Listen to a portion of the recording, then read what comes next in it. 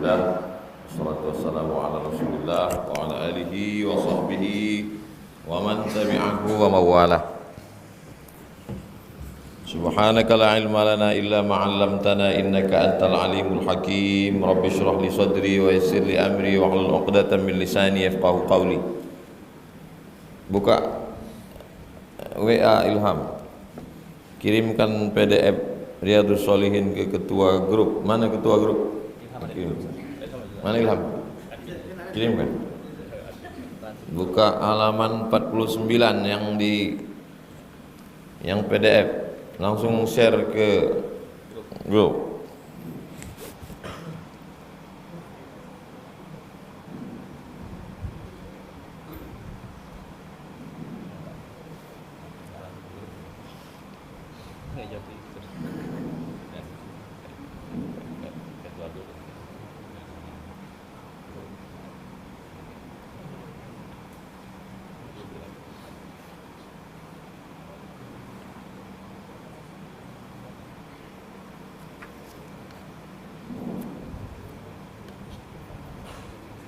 Udah dapat?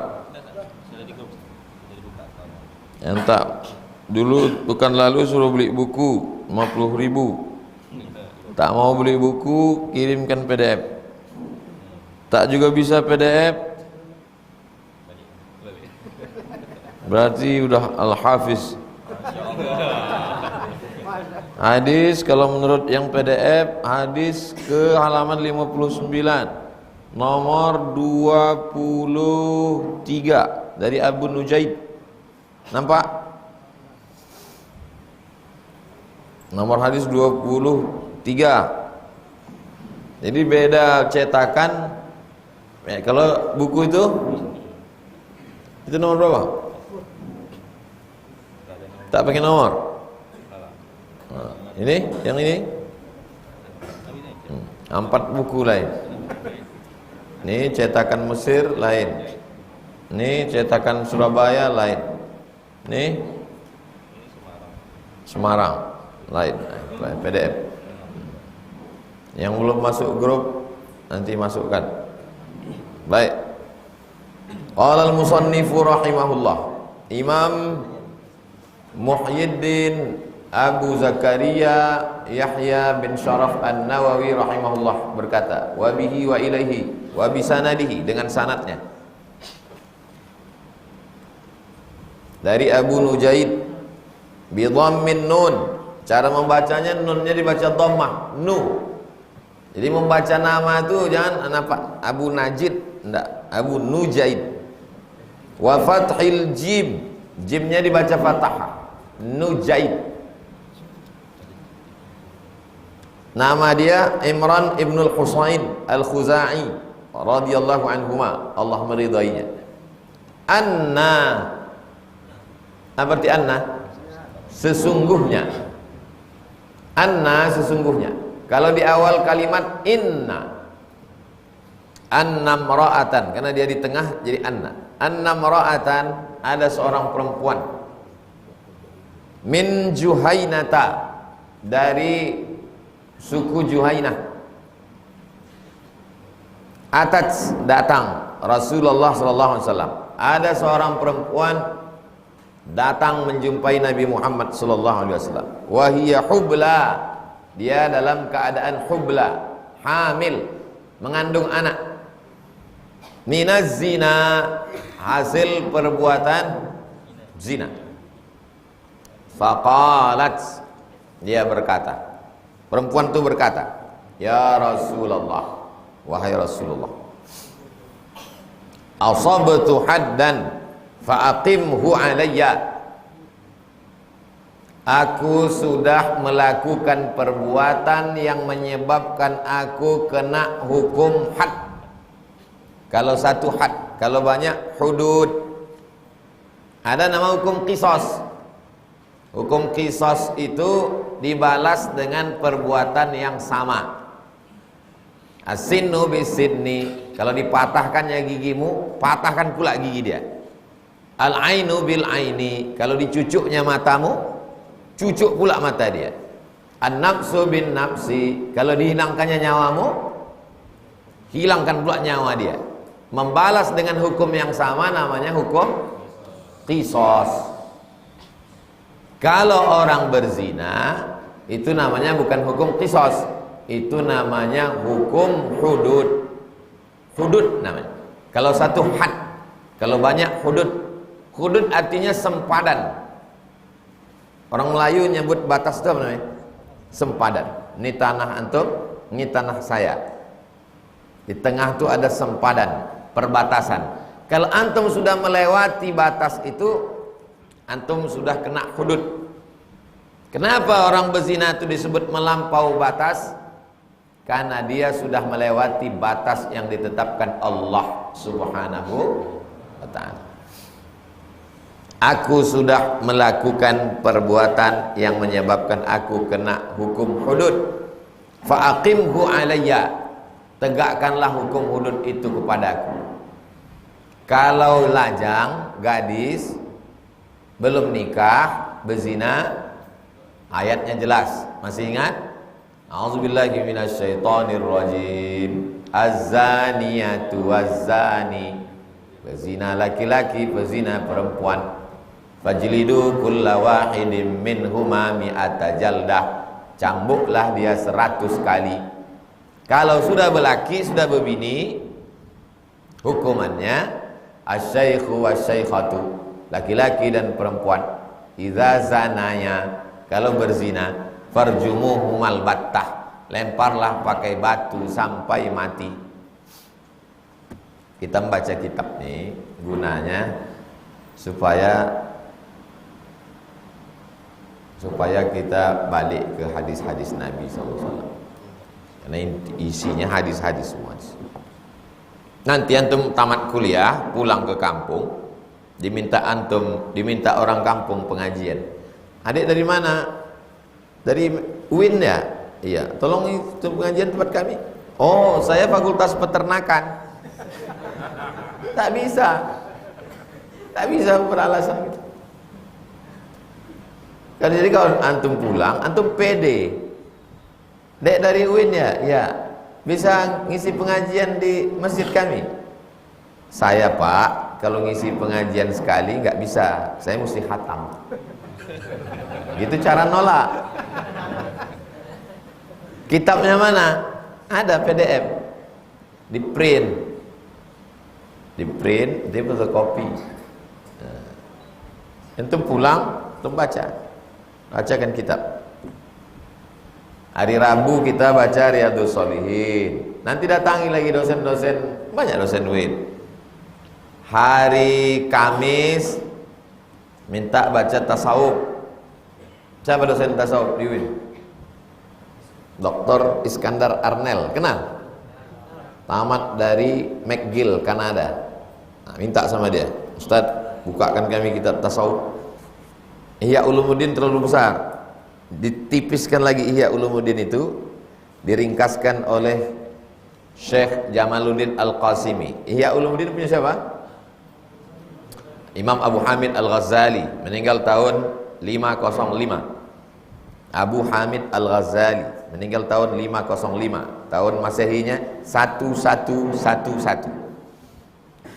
Terlalu tebal, diringkas oleh Syekh Jamaluddin Al-Qasimi, ulama dari Damaskus, Suriah. Nama kitabnya Mau'izatul Mu'minin min Riyadhis Shalihin. Download. Gimana cara mendownloadnya Pak Ustaz? Tulis di Google tuh. Dari Mau'izatul Mu'minin PDF. Nah, tulis Mau'izatul Mu'minin PDF. Enter. Ah, langsung dapat. Mau'izatul Mu'minin. Jadi tak ada hari antum kosong. Hari Rabu hadis, hari Kamis tasawuf, hari Jumat akidah. Akidah yang paling rendah Jala'ul Afham, syarah Aqidatul Awam. Ada matan, kitab matan namanya Aqidatul Awam. Nah, minta syarah Jala'ul Afham, ditulis oleh murid waktu pengajian Sayyid Muhammad bin Alawi bin Abbas Al-Hasani Al-Maliki, ulama Makkah. Waktu dia mengajar tuh ditulis oleh muridnya, Kiai Ihya. Masih hidup pengarangnya. Syekh Said Muhammad sudah meninggal, muridnya masih ada, pernah saya jumpa. Nah, jadi tak ada kosong. Hari Sabtu kasihlah kami bernapas sedikit Ustaz. Oke, Sabtu Ahad kosong. Rabu Riyadhus Shalihin, Kamis tasawuf, akidah. Akidah siapa? Yang biasa ngajar akidah Ustaz Nixon. Kenal Ustaz Nixon? Tak kenal Ustaz Nixon, Ustaz Nur Hadi Hussein. Tak kenal juga Ustaz Nur Hadi Hussein? Pergi ke Usuluddin. Nah, hari Senin baca tafsir. Tafsir yang simple, paling simple tafsir Jalalain. Jalaluddin Al-Mahalli, Jalaluddin As-Suyuti. Hari Selasa baca fikih. Fikih yang paling bawah Fathul Qarib. Syarah Matan Takrib. Fikih Fathul Qarib, tafsir Jalalain, hadis Riyadhus Shalihin, tasawuf Mau'izatul Mu'minin min Ihya Ulumuddin. Apa lagi? Aqidah Jala'ul Afham. 5 kitab seminggu. Kuliah selesai, kitab khatam. Balik suruh pengajian, barokah mendatangkan. Mantap kali Ustaz tadi mengajarkan. Ya, dia baca kitab, dia bukan baru. Kan cuman kuliah, presentasi. Makalah copy paste, dosen tak baca. Dapat apa kalian kuliah? Ngaji subuh, sholat subuhnya dapat, biasa. Kalau sudah terbiasa nengok orang banyak, ini tak grogi. Kalian bukan cuma belajar baca kitab, belajar macam mana mengajarkan. Macam mana saya mengajar nih, begitu antum nanti ngajar. Macam mana gaya saya bercakap, gitu. Tapi kalau ustaz guru kita tuh banyak, antum kombinasikan. Antum bisa tenang macam Ustaz Iskandar Arnel, antum macam Ustaz Saidul Amin, antum kombinasi. Pada akhirnya antum akan menjadi diri antum sendiri. Mantap kali tadi Ustaz di masjid kita tuh ngajar Riyadhus Shalihin. Oh iya. Dari fakultas apa dia tuh? Sains Teknologi. Tapi kitabnya khatam. Jangan dari Usuluddin tak pandai bercakap. Balik ke kitab. Datang seorang perempuan dari suku Juhainah. Dia sudah berzina, minta kepada Nabi supaya dihukum. Hukumlah aku ya Rasulullah. Dia sudah menikah, maka dia mesti dilempar batu sampai mati. Fada'a nabiyullahi waliyaha. Nabi memanggil walinya. Ini dia. Jadi kalau datang perempuan ke sini, Ustaz Somad, jatuhkan aku hukuman. Panggil walinya. Walinya 6. Tapi 9 Ustaz, itu wali Songo. Wali perempuan itu 6. Yang pertama ayah. Yang kedua atuk. Yang tak paham atuk, grandfather. Ayah sama atuk ini wali paling kuat, namanya wali mujbir. Kenapa disebut wali mujbir?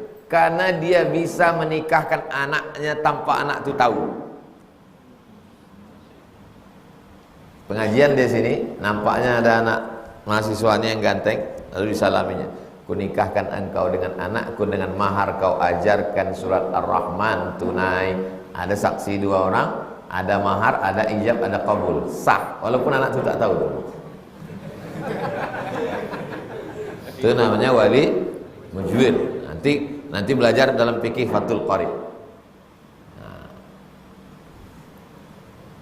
Ayah atuk. Yang 4 lagi abang laki adik laki-laki. Baru yang 2 lagi abang ayah adik ayah. Mama Pak Ustaz, mama saudara ibu. Ini mama. Itu secara adat Minangkabau bertanggung jawab. Jadi orang Minang itu beruntung, walinya bertanggung jawab, mamanya bertanggung jawab.